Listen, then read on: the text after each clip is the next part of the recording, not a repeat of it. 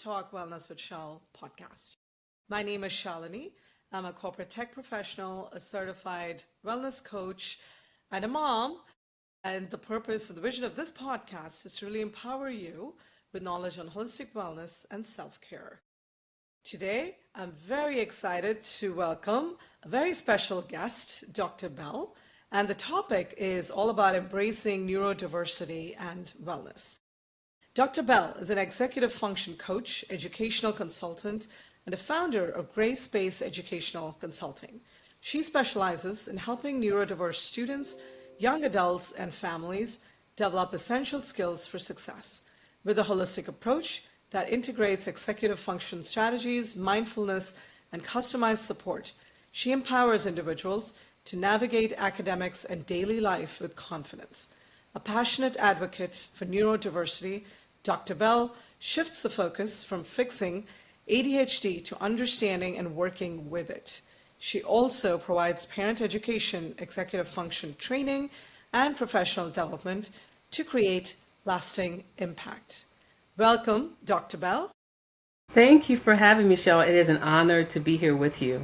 Thank you so much. And can you tell the audience a bit where you're joining us from today? I am in Texas, actually. In North Texas is where I'm joining you from. Perfect. How's the weather today? It's really strange. It's been really cold. I think they're projecting below degree temperatures, which is wild for Texas, but we're ready. We're ready for it. Gotcha. Awesome. All right. So this is a very interesting topic. I mean, at least for me, and I'm sure for a lot of folks out there. So as we get started, can you just share a bit about maybe even how you got started on this journey? And then we'll kind of get into neurodiversity and wellness and that whole integration. But I would love to just, have you share how this all started for you. So, Shal, my journey into executive function coaching was really born out of both personal and professional expertise in education and family systems. I was a undiagnosed child with ADHD, so I was a later diagnosed in terms of my early adulthood, but I could see really the fingerprints of all of the challenges that I faced throughout those years, show up, and I overcame them, but I didn't have a name for them. And so for me personally, it then drove what I would do professionally. So in my education, it was really working with individuals that were sort of, on the margin, the outliers that needed a bridge in some way from where they were to where they needed to be. And so professionally, that really showed up in me leading schools and working with individuals with learning differences, with ADHD, and really supporting parents and kids through that process. Okay. So can you tell the audience a bit about what is neurodiversity? Like how would somebody identify and how would you define this? There's a lot of misinformation, and in the community, there's sometimes a battle of which word we're going to use.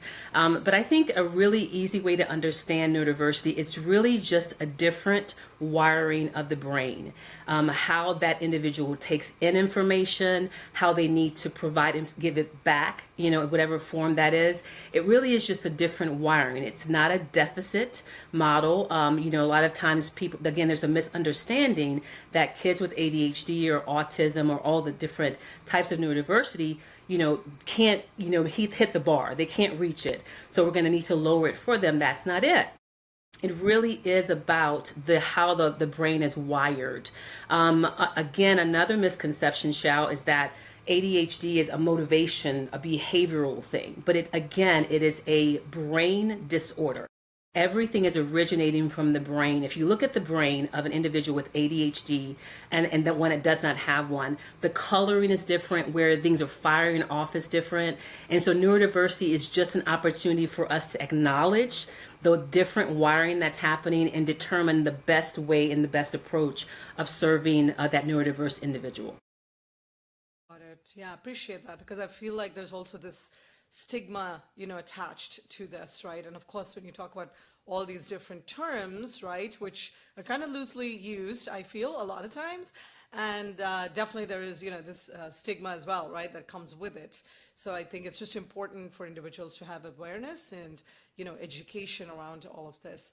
And so I guess with that, I would love for you to talk a bit about how do you bring wellness or how do you integrate wellness, right, for neurodiverse individuals, and how do you think about the mind-body connection?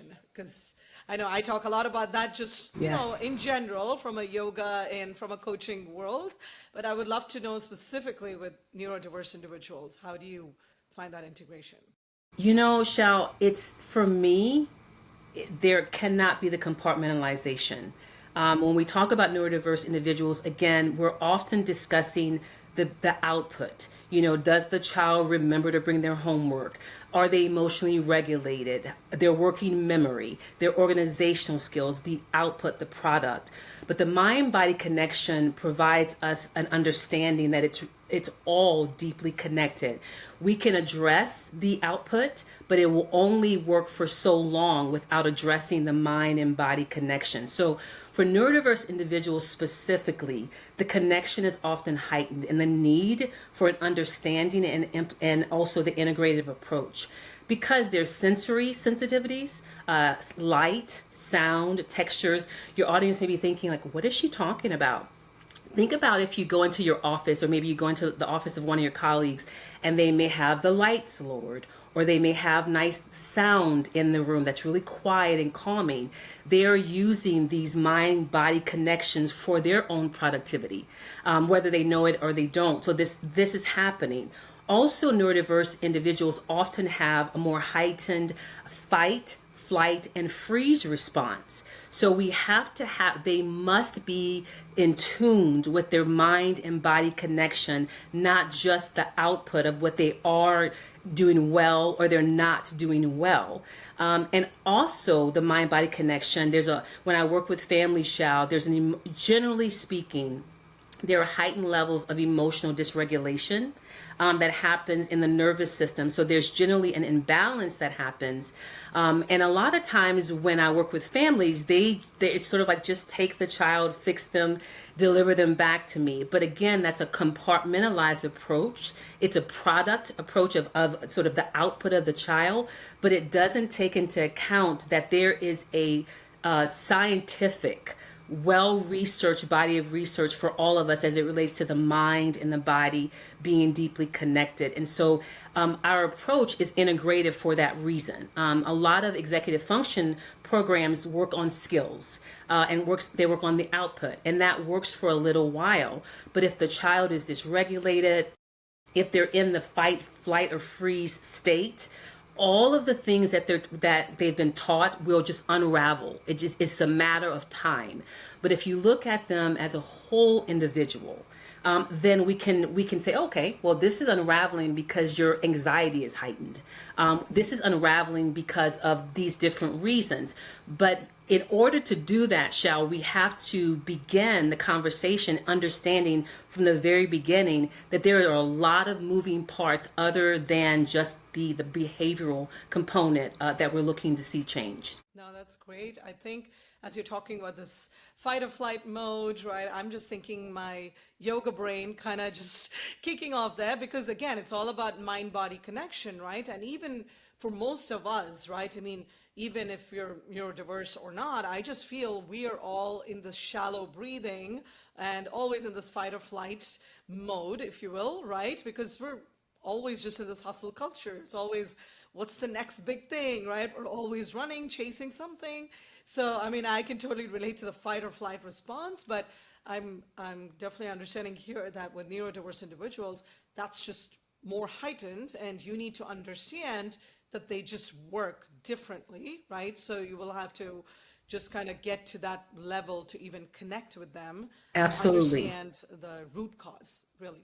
Absolutely. And it's not, it's a different mindset, Shal, when we think about the mind body connection, in this field. I mean, there's a lot more acceptance of understanding about the mind body connection, but there's not as much as it relates to individuals that are neurodiverse. It's still, we go back to, we just need them to do this or not do this, but they are human first. They are a being first.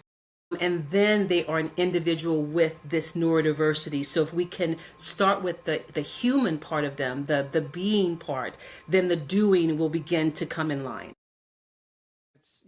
And so do you primarily work only with children, adults, or? So I work with primarily middle school and up. So middle school age. And typically one of the reasons that I don't work as much, and I have worked with younger kids and I love working with them. They're delight. But some of the challenges that they're facing will work themselves out just with maturation. And so when they get into that middle school age, we begin to see the types of neurodiversities and the different challenges that they have that really need support, that are not as it relates to just developmental. A third grader, they're going to be running around and jumping and all the things, right?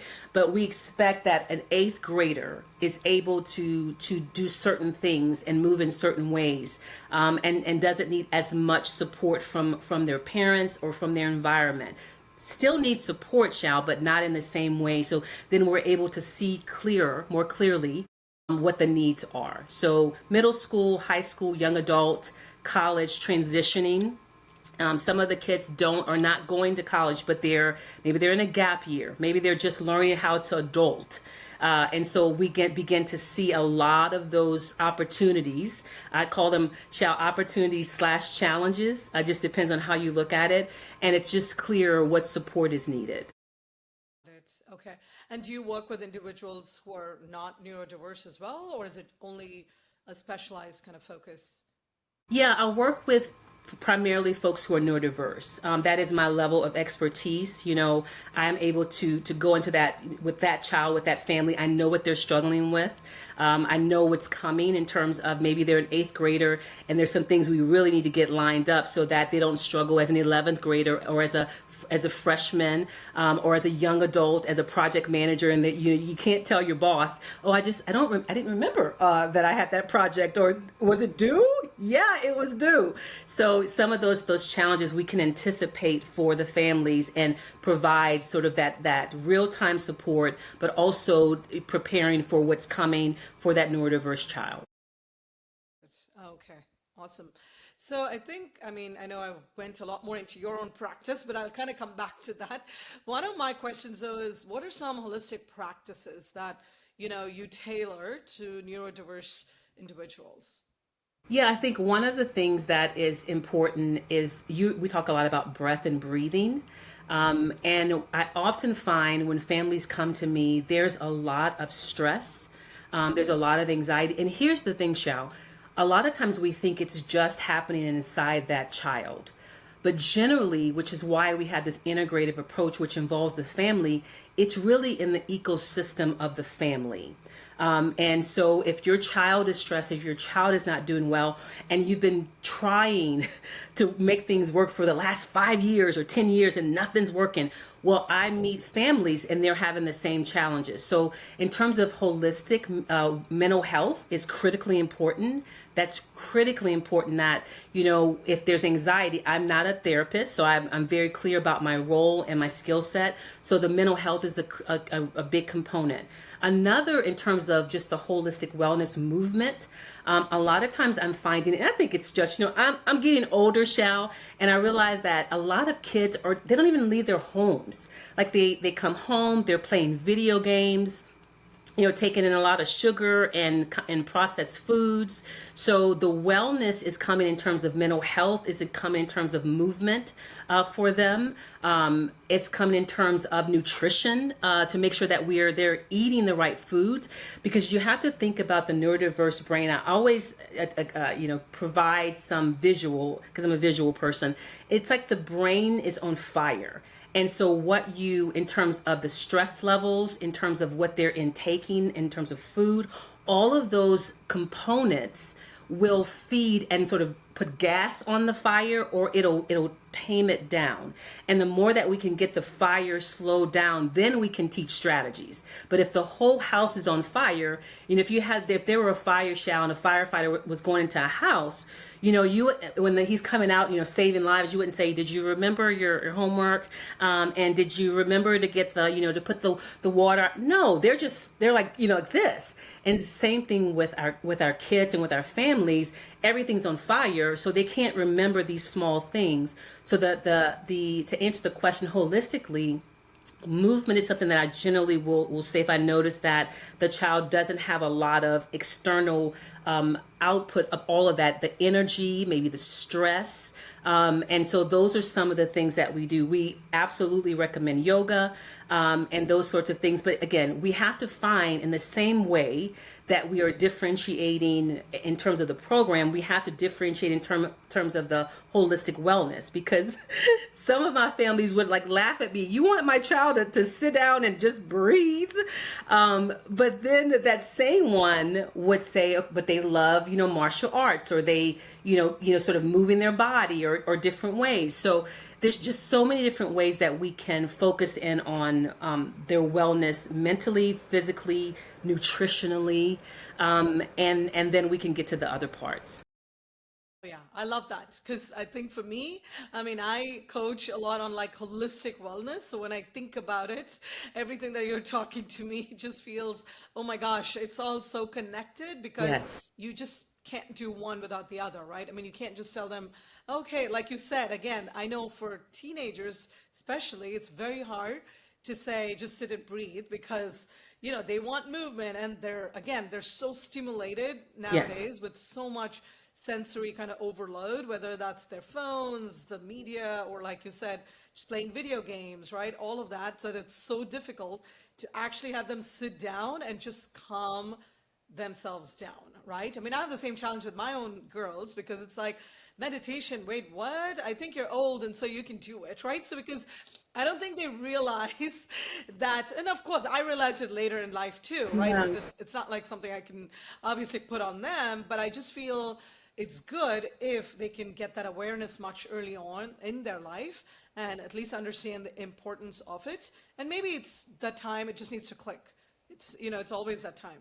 Yeah, and I think that, one of the things that helps them, I have teenagers, you know that. And so I have a 12th grade, I have 11th grader, and they're just like, oh, mama, that's like the old phone stuff.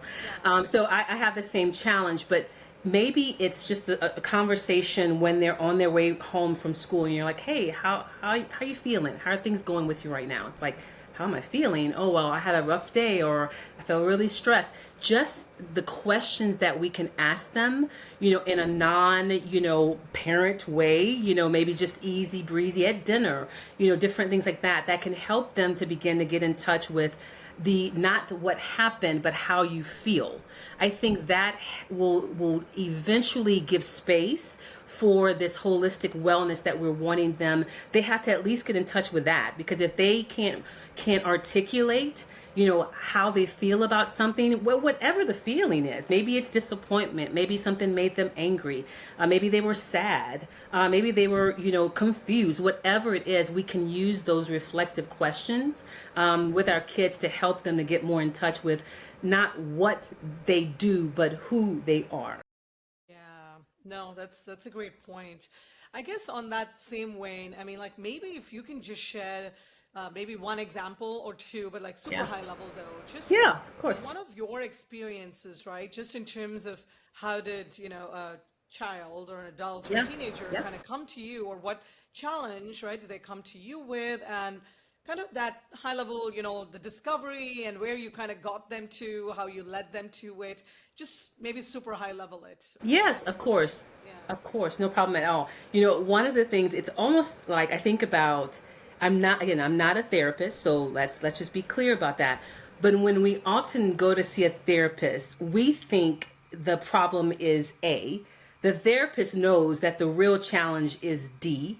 And that therapist's job is really to get to move us from here to here in a in a way that gives has agency, that keeps our integrity intact and our emotional health intact. So when parents come to me, I had this family that was referred to me from a therapist. So ninth graders struggled with self-confidence, emotional regulation, organization, always forgetting, working memory. And so again, I did not start with skills. I started with meeting with the family to get a better understanding of the history. Because when families come, again, it's sort of in isolation, they're having trouble right now. But in order for me to support them, I need to know, what have you been doing, what's been working, what's the challenge, right? So we meet with the whole entire family. And so one of the things that I decided to do versus starting with holistic is really, they weren't moving.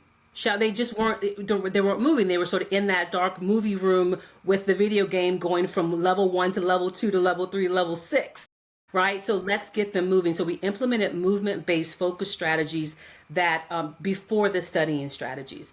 We implemented deep breathing, not only for the child, but as I said before, one of the things that I think that makes, Launch and Thrive framework work is that the parents are involved. You don't get to like opt out. So the parents begin to participate in yoga, therapy, all these different things. And so not only is the child, growing, moving, seeing, success, but also how the parent is their stress levels, how they're managing and communicating with that ninth grader changed significantly. I had a parent recently that said, I thought this program was for my child, but I've changed. Like I've grown, I've become a different individual in terms of being able to support them and navigate through life. So we, again, high level, we need to fix time management, organization, working memory. But really at the core, actually we need to address family ecosystems. We need to address stress levels. We need to bring those down. And for the family, for the parents, that came in the form of more advanced, breath work, yoga, those sorts of, just walking in the afternoon with their children. For the child, it was really, let's get you moving. And now that we have you moving, all of the everything's firing off for you in a different way. So the result or the outcome was that everyone in the family ecosystem, and I continue to say that, Shal, because I really feel like that's a huge point to make, that we need, because what happens is when the child thinks that they're the problem child, they're the one to be fixed, it just changes everything. When we say, no, you know what? You're a part of this family, and our role is to make sure that the whole entire family is moving well. So the whole family system, they were less overwhelmed, frustrated. Of course, we saw the outcome in terms of their school life and their organizational strategies, and those things change. But for me, that's just a byproduct of quieting the mind, calming that fire for not only my ninth grader, but also for the family as well. Mind. Yes. I mean, that's the common term that we use because, of course, I wish it was just an easy on-off switch, but it's not, because clearly every day, right, brings different challenges. And Yes. that monkey mind and taming the monkey mind, I feel, is like this lifelong journey, and it's a process, It right? is. Because we evolve, I mean, we grow, we change, all of that happens. And I feel, especially with younger kids or teenagers, it's harder, I feel, right, to actually kind of make them even understand why that's important. It's a huge thing because they're always, one of my phrases that I use is they're not fully cooked. That's how I describe it. And I mean that in all the precious ways. Their brain is still developing. Again, some of the challenges that they have will go away with time and maturation, but some of them won't. And my job is to determine which ones are, like, let's just wait it out, and give them a couple years. They're going to be fine, or we need to address this. But again, regardless of what it is, there's not been a family that's come to me that the stress levels were not at a very high point.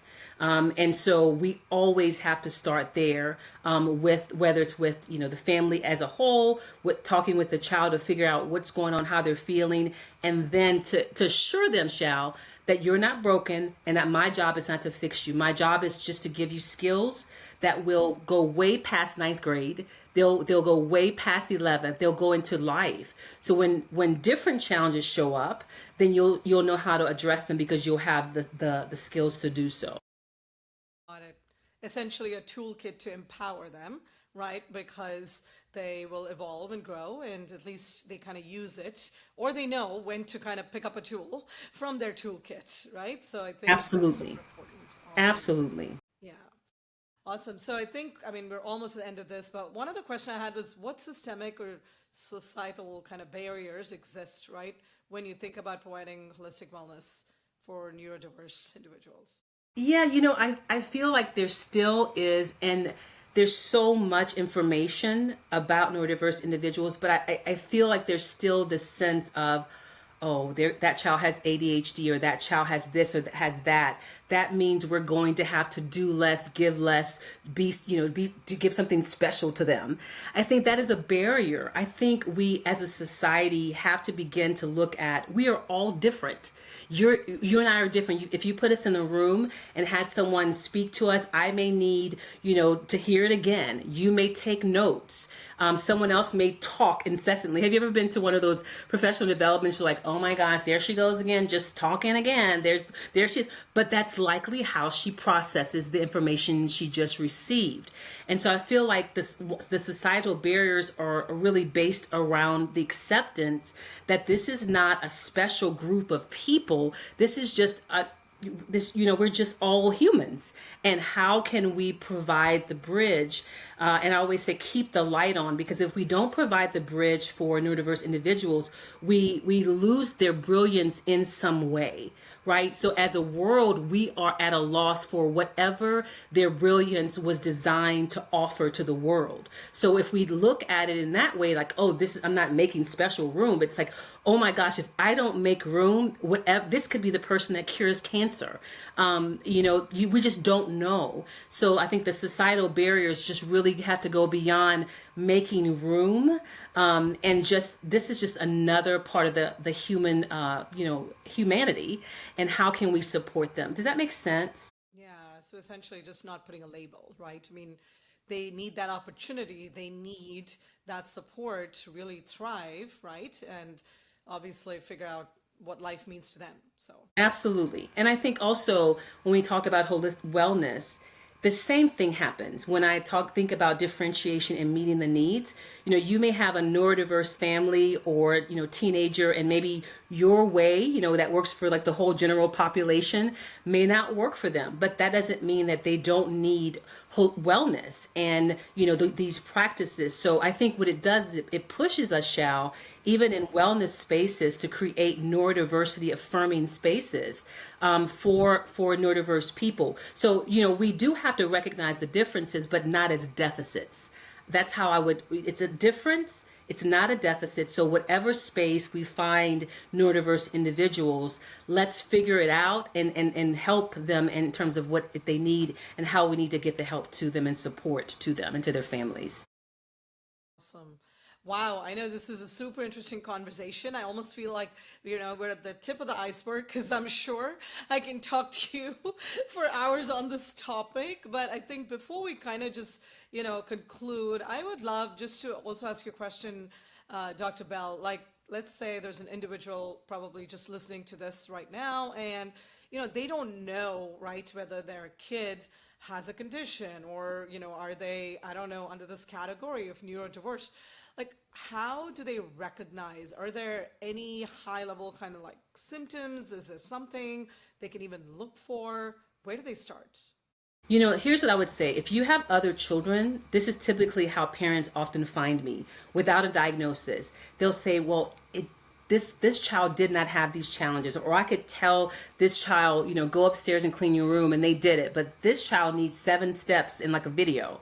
And so I'm thinking something's different here. Or maybe they're not understanding. Maybe there's a processing disorder that's linked to the ADHD. So maybe they'll say, well, can you say that again? Or I heard you, but I only remember part of it. These are all sorts of things that are happening in spaces that they are. Even you'll often find in education, in their classrooms, their teachers will begin to notice some things.